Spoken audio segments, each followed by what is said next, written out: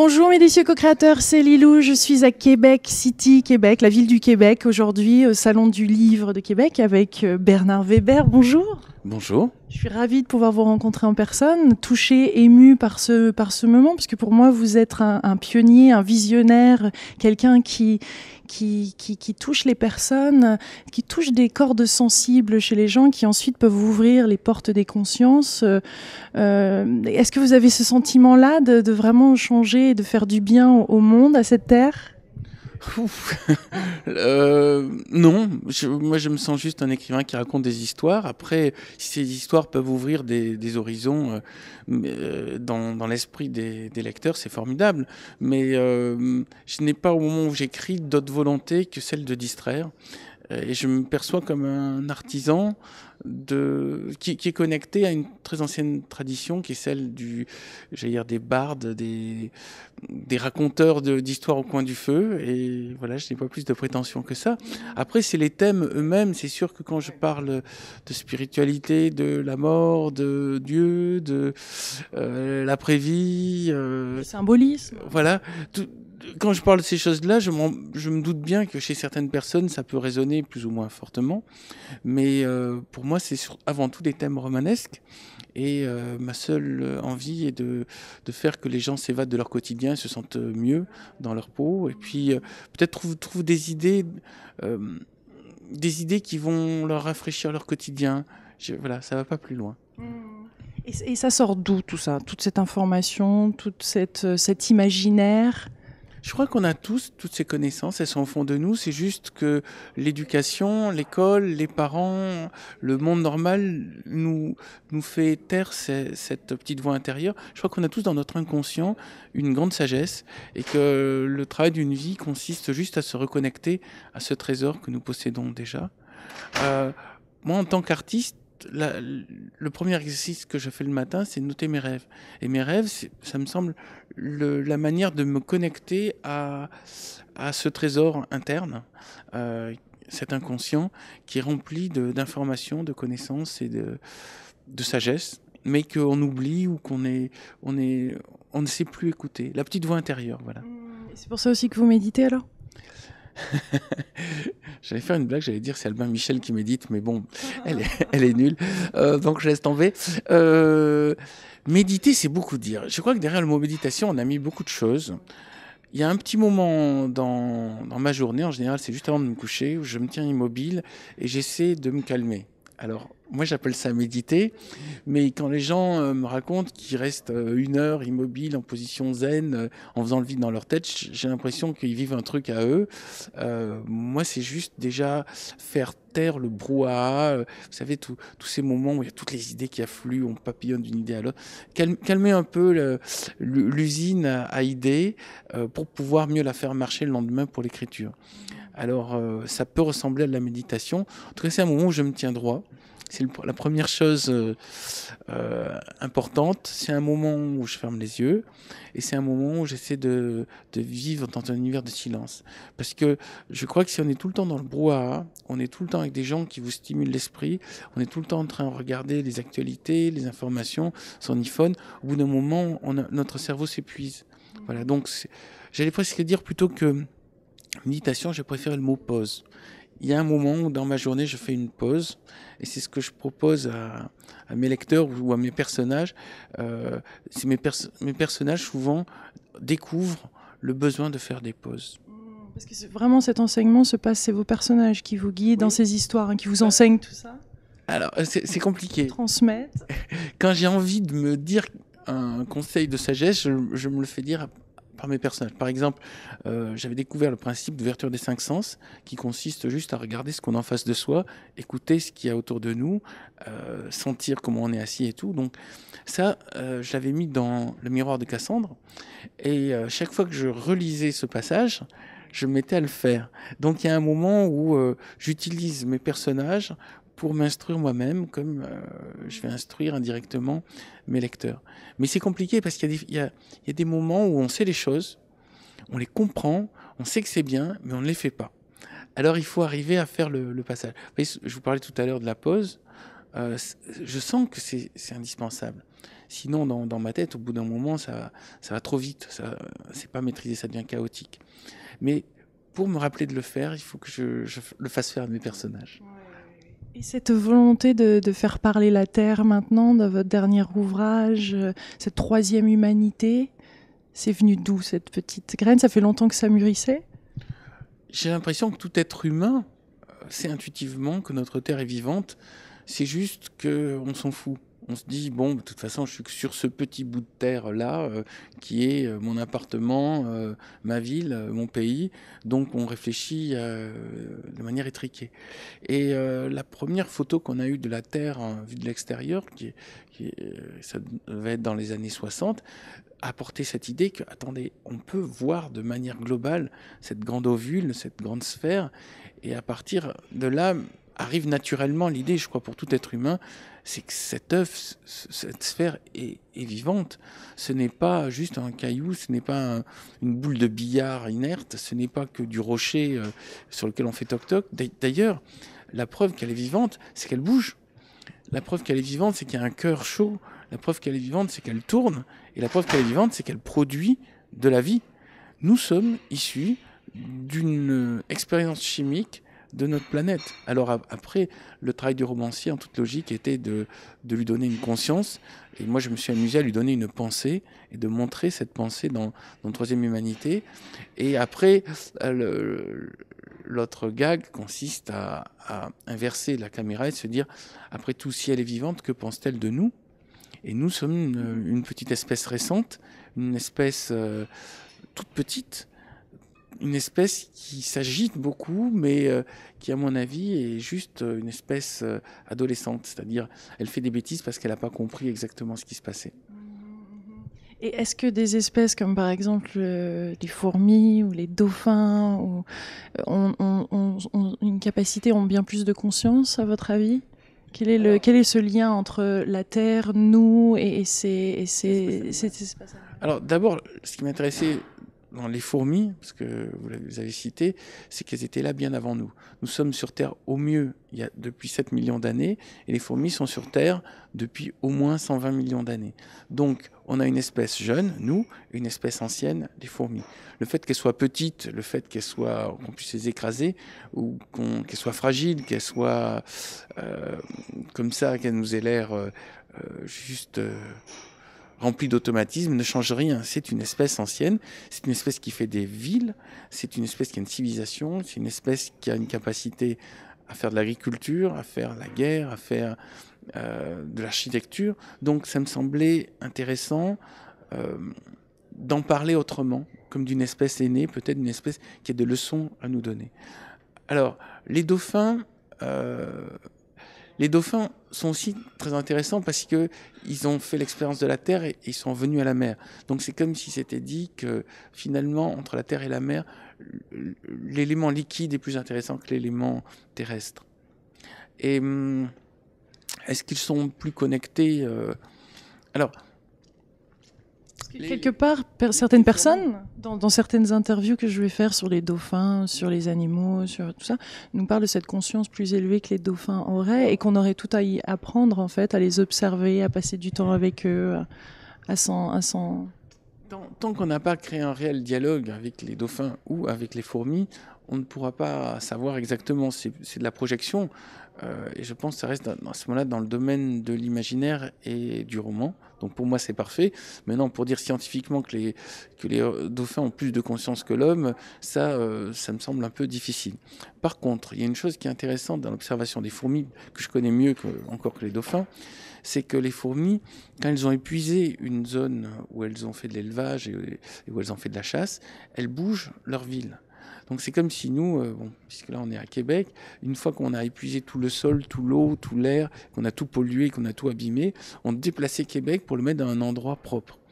Et cette idée de ne pas rester à épuiser le sol et toutes les richesses qu'il y a autour d'un endroit me semble intéressante. Donc en tout cas plus respectueuse de la planète. Les fourmis sont plus respectueuses de la planète que nous. Et ensuite elles ont un autre avantage par rapport à nous, c'est qu'elles sont une espèce autorégulée. Quand dans une ville, on s'aperçoit qu'une ville fourmille, on s'aperçoit qu'il n'y a plus suffisamment de nourriture ou qu'il n'y a plus suffisamment de matières premières, la reine s'arrête de pondre. Chez nous, il n'y a pas cette sagesse de quand il n'y a plus assez de nourriture ou qu'il n'y a plus assez de matières premières, on ralentit la croissance démographique. Parce que cette idée, pour nous, est sacrée. Il faut toujours faire plus d'enfants et il faut qu'on soit toujours plus nombreux. Et personne, pas même les écologistes, la remettent en question. Donc nous ne sommes pas une espèce autorégulée. Nous sommes une espèce en croissance permanente. Et je crois que beaucoup de problèmes que nous allons avoir dans les années à venir, que ce soit de la pollution, que ce soit des problèmes militaires, de guerre, vont être liés au fait que nous n'avons pas été capables de devenir raisonnables au niveau de notre croissance démographique, alors que même les herbes, même les lapins savent s'arrêter de se reproduire quand ils voient que l'espace ne fournit plus suffisamment de matières premières. Je sais que vous parlez de voyage aussi, le fait de voyager, que l'être humain, afin d'évoluer aussi à travers les voyages. Vous vous trouvez au Québec aujourd'hui, vous décidez de vous déplacer. C'est pas tous les auteurs, surtout à ce niveau-là, se déplacent et rencontrent le public. Ça fait partie des conseils que vous avez à donner pour continuer à évoluer, pour que notre société change. Alors, moi j'étais journaliste pendant 7 ans dans l'Observateur et j'ai vu beaucoup de mes collègues qui écrivaient des articles juste en lisant les dépêches AFP et en modifiant un peu la première et dernière phrase. Je me suis dit, mais ils perdent énormément de sources d'informations en ne bougeant pas leur cul de leur fauteuil et en n'allant pas sur place regarder. Donc moi j'essayais tout le temps de faire du reportage sur le terrain. Et vu que le journal ne voulait pas me le financer, je finissais par faire le reportage à mes propres frais, parce que je crois que la meilleure manière de s'informer, ce n'est pas de regarder la télévision ni de lire les dépêches, qui sont souvent conditionnées ou influencées par les gouvernements, mais d'aller avec ses yeux observer ce qui se passe. Et ça fait longtemps que dès que j'ai 3 sous, j'essaie de les investir pour aller voir ailleurs comment fonctionne l'état d'esprit.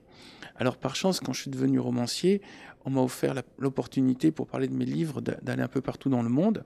Et là, j'ai pu rencontrer, en plus, deuxième avantage, mes lecteurs qui ont pu m'expliquer comment ils percevaient mon travail. Je ne crois pas à l'auteur seul dans sa tour d'ivoire en train d'observer le monde à travers la télévision ou à travers juste sa fenêtre particulière. Je crois qu'il faut aller voir les gens, je crois qu'il faut regarder les gens dans les yeux, il faut leur parler, il faut créer un dialogue. Dans le dialogue, je veux dire l'idée de écouter et enrichir l'autre, mais recevoir ce que l'autre vous offre et créer un échange. C'est très difficile de dialoguer parce qu'on n'a pas été éduqué pour ça. Je disais tout à l'heure, on n'a pas été éduqué pour écouter notre inconscient, on n'a pas été éduqué non plus pour écouter l'autre, et on n'a pas été éduqué pour arriver neuf et propre dans un endroit inconnu et là se laisser imprégner de systèmes étrangers. Mais ça me semble indispensable. En fait, ça se résume à une idée, c'est curiosité. S'intéresser à ce qui n'est pas nous, s'intéresser à ce qui n'est pas le monde connu, et s'intéresser à ce qui évolue et qui bouge en dehors de nous-mêmes. Voilà. Moi, c'est un petit peu une définition aussi de la méditation, quelque part, parce qu'en interview, j'ai l'impression d'être en phase de méditation, c'est-à-dire où le champ des possibles est là, est ouvert. Dans cette écoute, dans ce non-jugement, essayer d'être vraiment là pour observer, pour s'enrichir d'un monde, d'un espace, justement, de la personne. Parce que c'est très intéressant de rentrer dans votre monde, justement, et de découvrir qu'est-ce qui fait qu'il est si fertile. Le seul fait que vous ayez créé ce système de chaînes sur Internet montre qu'il est possible pour n'importe qui d'avoir cette démarche. On n'a pas besoin d'avoir une administration, un journal, une télévision qui soit là à vous autoriser à aller vers les autres. Vous pouvez créer votre propre média et ça, c'est le grand avantage des technologies actuelles. Et bravo d'avoir réussi cette chose-là. Mais je comprends très bien ce que vous voulez dire par...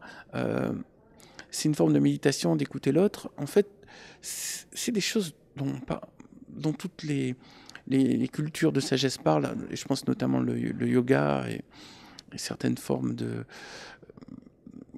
gymnastique orientale. Je n'ai pas d'autres termes, c'est le mauvais mot, gymnastique, mais ça consiste juste à un mot qui s'appelle vigilance. c'est-à-dire être attentif à ce qu'on a en face de soi et ne pas avoir l'esprit qui part dans toutes les directions. Mais c'est très difficile parce que on n'a pas été éduqué pour ça. Donc on tend vers cette forme d'attention et de vigilance en sachant que c'est le travail de toute une vie d'avoir une réelle écoute à 100%.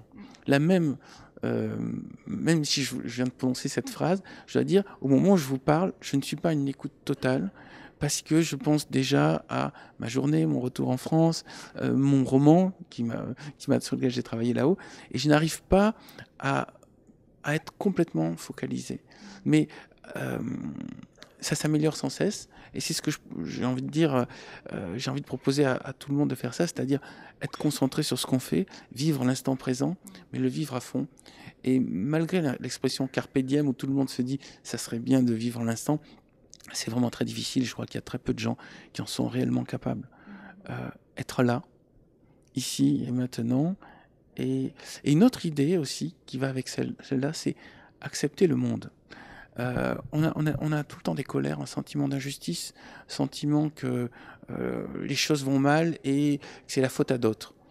Et il y a un moment où il y a une forme de sagesse qui consiste à dire ce monde, c'est comme des cartes qui nous sont données. On ne peut pas dire ah zut, j'ai pas 4 as, ah zut, j'ai pas les bonnes cartes. C'est les cartes avec lesquelles on doit agir.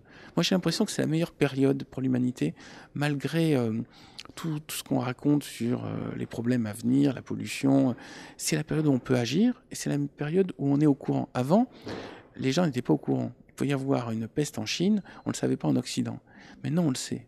On sait tous les drames qu'il y a, on est tous connectés et on a la possibilité d'agir. Vous voyez, vous avez créé une chaîne, mais n'importe qui peut aller sur Internet, commencer à faire un blog, commencer à réunir des gens autour d'une idée. Nous sommes la génération, la première, qui sait et qui peut agir.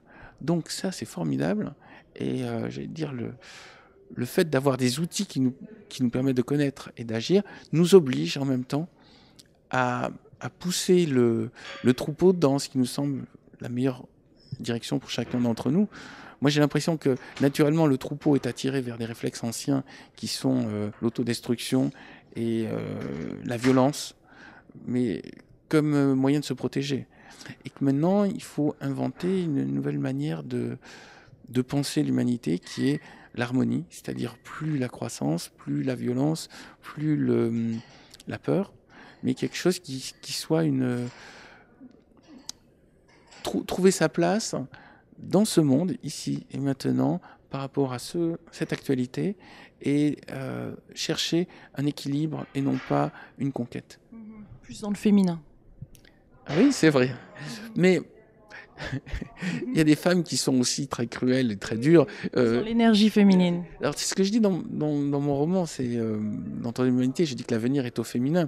Mais là, j'écris le 3e, là, j'écrivais ce matin. Il y a aussi des femmes qui sont plus dures, plus agressives, plus destructrices que des hommes. Donc, il ne faut pas croire que tout ce qui est féminin est bien, ni que tout ce qui est masculin est mauvais. Mais c'est sûr que les femmes ayant la capacité de donner la vie, et les hommes ayant la testostérone, les femmes sont plus tentées de respecter la vie, et les hommes sont plus tentés de défendre le territoire, donc de casser la gueule à tout ce qui approche. Mais je crois qu'un monde uniquement féminin, ça serait aussi un peu pénible. Tout à fait. Mais ce qui est chouette aussi, on a chacun en nous, en fait, une part de masculin et de féminin. Et c'est que ça soit en harmonie, je suppose. Exactement. C'est-à-dire, on en revient à cette notion d'équilibre. On est yin-yang. J'aime bien les philosophies orientales à cause de ça, parce qu'elles ont perçu que dans notre part yin, il y a une part yang, et dans notre part yang, il y a une part yin. Mais actuellement, le monde est allant trop dans le côté masculin. Parce que j'ai l'impression que quand on écoute les actualités, c'est le football, la guerre et les grandes gueules qui parlent pour expliquer qu'ils ont toutes les solutions. Donc j'ai l'impression qu'actuellement, il faudrait rééquilibrer vers le côté un peu plus féminin. Mais trop de féminin va nous entraîner aussi à d'autres catastrophes. C'est vraiment le 50-50. Vous savez, on s'est aperçu par exemple chez les plantes sexuées, quand il y a... avec le temps, quand il y a un sexe qui prend trop l'importance sur l'autre, naturellement, les plantes changent de sexe. C'est-à-dire, elles se débrouillent pour qu'il y ait un équilibre qui soit à peu près à 50-50. Donc c'est comme si la nature sait qu'il faut un équilibre yin-yang. Mais là, c'est vrai, je vois derrière vous, là, on voit tous ces garçons qui courent après des balles et tout, et tous ces gens qui hurlent. Et ça, c'est le côté yang, c'est le côté masculin, et il est trop mis en valeur actuellement, il me semble. D'ailleurs, cette folie autour du football et des sports de balles me semble une pulsion de guerre qui est canalisée, qui est détournée, mais qui n'est pas la même chose que la pulsion de réconciliation avec la nature dont on parlait tout à l'heure. Une petite question un peu plus personnelle, mais est-ce que vous êtes amoureux? Est-ce que vous avez un amour dans votre vie? Est-ce que vous avez une femme qui vous comble? Parce que l'amour dans tout ça, c'est quand même fantastique. Ça crée un équilibre de vie aussi. Une petite note un petit peu plus personnelle? Alors, je préfère garder malgré tout mon jardin secret. Surtout s'il doit être sur YouTube. Non, je préfère garder mon jardin secret, mais comment dire ? L'amour contribue à notre équilibre. J'ai eu la chance de rencontrer des femmes extraordinaires avec lesquelles j'ai vécu des histoires extraordinaires. Mais je pense que l'éducation des hommes par rapport aux femmes est sans fin. C'est-à-dire que quel que soit le statut qu'on ait, comprendre le couple, c'est comme se reconnecter à soi, ou c'est toute une vie. Et il n'y a pas un moment où on peut dire ça y est, c'est stabilisé, j'ai créé le couple idéal et ça bouge plus. Il y a une dynamique il y a une quête de compréhension pour tous les hommes, pour comprendre les femmes, et peut-être pour toutes les femmes de comprendre les hommes. Et cette quête ne s'arrête jamais. Magnifique. Je suis tellement ravie d'avoir pu avoir cette conversation avec vous aujourd'hui et puis de partager ça avec tout le monde. J'ai un dernier petite question par rapport à l'INRES. Vous êtes membre de l'INRES. J'ai eu l'occasion d'interviewer d'autres membres de l'INRES, dont le docteur Chambon, Jean-Jacques Charbonnier. Pourquoi vous avez décidé de devenir membre ? C'est la rencontre avec Stéphane Alix, qui est donc le président de l'INRES, qui m'a convaincu à l'époque de... Comment dire ? Il est intéressant de créer une communauté de gens curieux qui font des recherches dans des domaines complémentaires, que ce soit des scientifiques, que ce soit des sages tibétains ou des sages orientaux. Il est arrivé, donc, ce personnage qui est Stéphane Alix à fédérer autour de lui plein de bonne volonté et de gens qui se posent des questions différemment. Mais souvent, derrière tous les projets, il y a un homme qui a eu une vision, et sa vision m'intéressait. Ça nous permet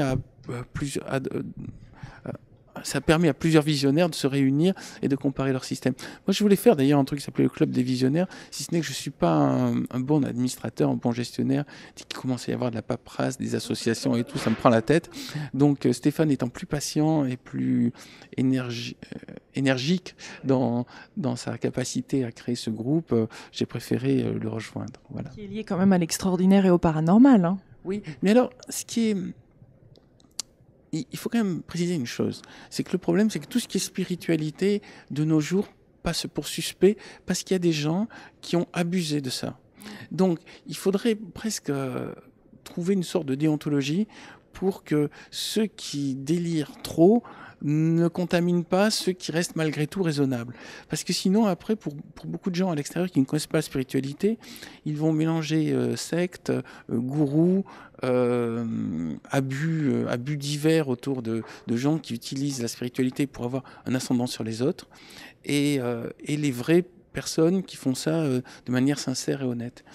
Et je ne sais pas comment inventer ça, mais il faudrait créer un peu plus de morale autour de ça. Moi-même, à un moment, j'ai visité, j'ai fait du tourisme dans les différents groupes. Je suis allé voir le zen, la méditation transcendantale, l'hypnose. J'ai voyagé dans des ashrams, je suis allé regarder. Et j'ai vu, il y a quand même des fous. Appelons un chat. Et pour la personne qui va aller vers la méditation, il faut qu'il y ait la possibilité de reconnaître une secte de gens qui font le travail honnêtement. Et actuellement, on est un peu dans le Far West. Je crois que d'ailleurs, le fait qu'on soit dans le Far West, ça veut dire que il y a plein de possibilités d'inventer des choses, il y a plein de possibilités de créer des groupements sympathiques, mais il faut être très attentif à surveiller les excès qu'il y a, parce que même dans la spiritualité, il peut y avoir des excès. Donc, ce qui vous touche en particulier sur la spiritualité, ou ce qui correspond à ce qui pour vous est la spiritualité, c'est par rapport à quels critères? J'allais dire les leaders modestes, hein, et qui ne font pas ça pour leur pouvoir personnel, mais Pour l'argent. pour l'argent, voilà. Mais je vais apporter une petite précision récente, c'est que je crois qu'il faut fuir tous les systèmes qui vous proposent de prendre des produits qui agissent sur le cerveau. Donc tout ce qui est ayahuasca. C'est un gros sujet en ce moment. Ouais, je sais, parce que justement, j'en discutais hier. Tout ce qui est prise de drogue, tout ce qui est prise de médicaments, tout ce qui est prise de racines, de machin, même si dans mon roman, le personnage prenne ça, parce que dans les prochains épisodes, je vais montrer qu'il y a un excès là-dedans. Mais de manière générale, tous les produits qui agissent sur le cerveau, on ne sait pas très bien comment ils agissent, et il peut y avoir un prix à payer plus tard qui est un peu lourd. Donc, je crois qu'il est mieux d'arriver à, comment dire, à ouvrir des fenêtres dans son esprit juste avec la chimie organique interne, avec notre morphine interne, avec nos produits internes, mais pas absorber de médicaments, pas mettre dans ses poumons des produits qui vont mettre dans notre sang des hallucinogènes ou des produits divers. Donc, je crois à la propreté de la méditation et on n'a pas besoin de doping. Voilà. Natural high, comme ils disent les Américains, la vie est excitante en elle-même. Pourquoi rajouter? La plus grande expérience de prise de conscience consiste tout simplement à ouvrir ses sens et à absorber le réel. On n'a pas besoin d'absorber une plante qui va agir sur notre cerveau. Mais c'est une intuition personnelle. Je pense qu'il y en a d'autres qui sont pas d'accord. Maintenant, j'ai quand même légitimé ça, c'est que je crois que il y a une phrase en alchimie qui dit: pour celui qui n'a pas été purifié, les noces chimiques feront dommage. C'est la base même de l'alchimie. Je veux dire, si vous avez les gens qui ont des névroses, qui ont des psychoses, qui ont des problèmes d'enfance, qui prennent ces produits-là, au lieu que ça les rende plus raisonnables, ça va les ramener à leur cauchemar, et ça va les amplifier. Et le résultat peut être terrible.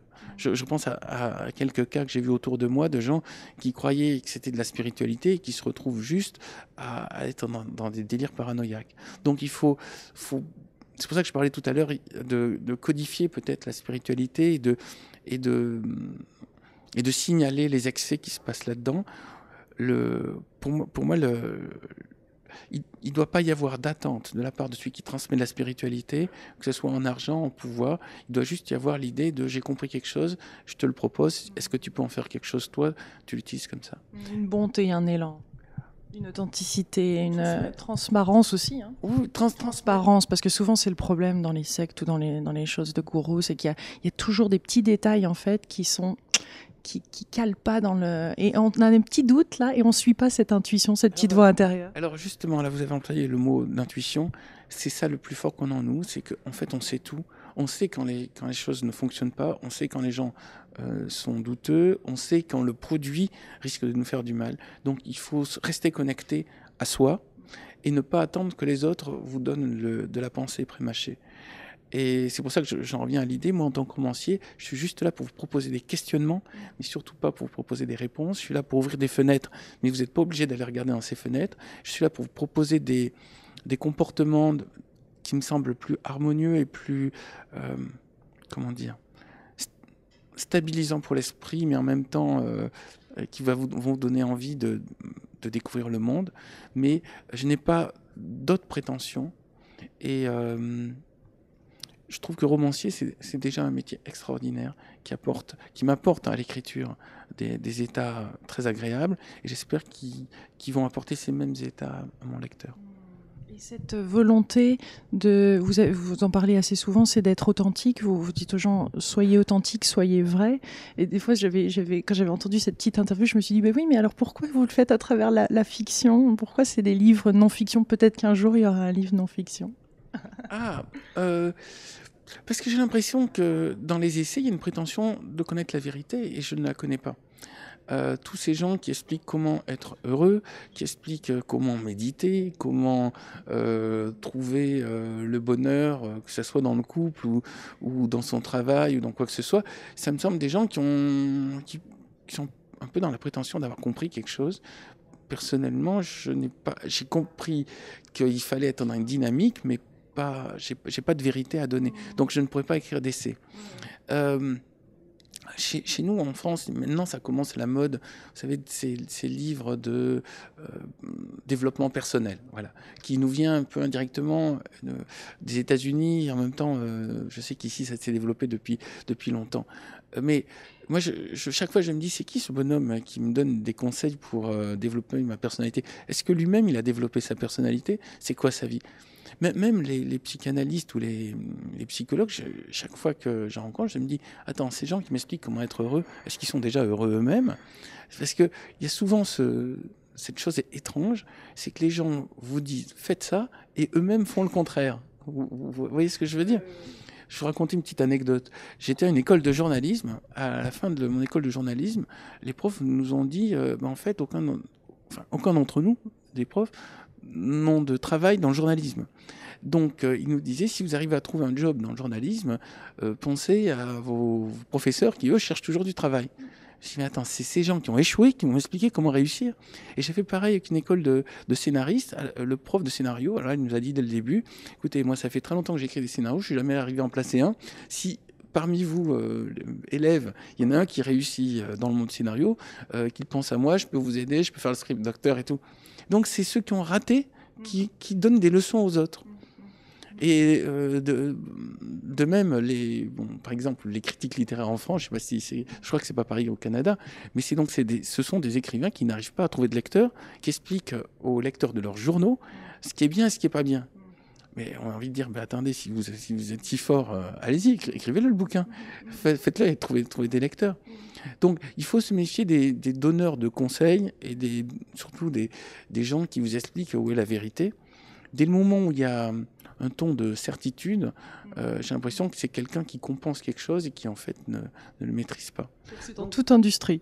C'est pas seulement dans le milieu spirituel au développement personnel, c'est dans la littérature, c'est à la télé, c'est dans le gouvernement, c'est un peu partout. Oui, exactement, mais la seule manière de remédier à ça, c'est d'écouter sa petite voix intérieure. Je crois que naturellement, on perçoit les gens qui ne sont pas authentiques, et naturellement, on perçoit les gens qui attendent de nous qu'on leur donne de l'argent ou du pouvoir. Donc, il faut juste être attentif à ça, et puis se rappeler que la solution est en nous, et que le meilleur maître, c'est nous-mêmes.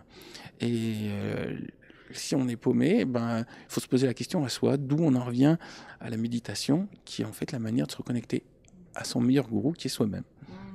Vive le gourou intérieur. Merci beaucoup Bernard Weber. Merci pour cette délicieuse conversation, très très riche en informations, en émotions, en contact. J'ai beaucoup apprécié votre sincérité, votre manière d'être. Merci. Gros bisous mes délicieux co-créateurs du Québec, du Salon du Livre de Québec. Au revoir.